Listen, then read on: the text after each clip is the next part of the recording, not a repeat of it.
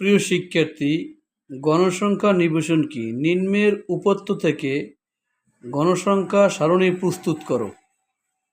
এই যে দেখো, এই উপত্যগুলো দেওয়া আছে, তোমরা এগুলো অবশ্যই দেখে নিবে। আমি ভিডিওকে সংক্ষিপ্ত করার স্বার্থে এগুলো আর আলোচনা করলাম না, তোমরা এখান থেকে দেখে নেবে। গণসংখ্যা নিবেশন শ্রেণীব্যক্তি অনুসারে তথ্যাদি বিভিন্ন শ্রেণীতে বিভক্ত করে প্রত্যেক শ্রেণীর গণসংখ্যা প্রদর্শন করে তথ্যাদির উপস্থাপনকে গণসংখ্যা নিবেশন বলে। বিশ্ববিদ্যালয়ের প্রশ্নটি আসছে 2023 সালে, পরীক্ষা অনুষ্ঠিত হচ্ছে 2025 সালে।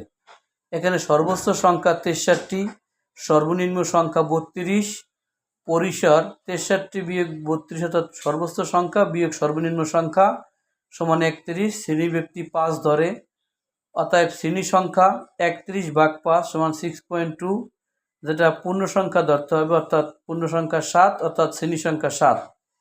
অন্তর্ভুক্ত পদ্ধতিতে 5 শ্রেণীব্যক্তি নিয়ে গণসংখ্যা সারণী প্রস্তুত করা হলো।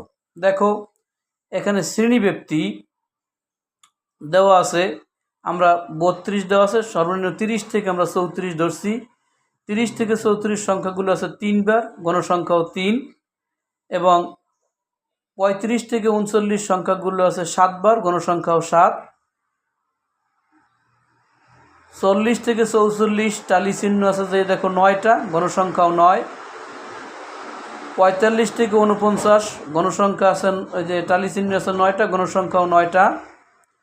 এবং 50 থেকে 54 টালি চিহ্ন আছে 3টে, গণসংখ্যাও 3টা।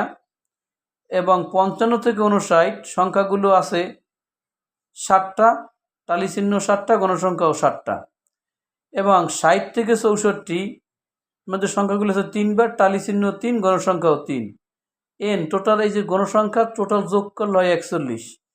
সুপ্রিয় শিক্ষার্থী, এইটাই হচ্ছে যে সারণী নির্ণয় করে দেখানো হলো। ধন্যবাদ সকলকে।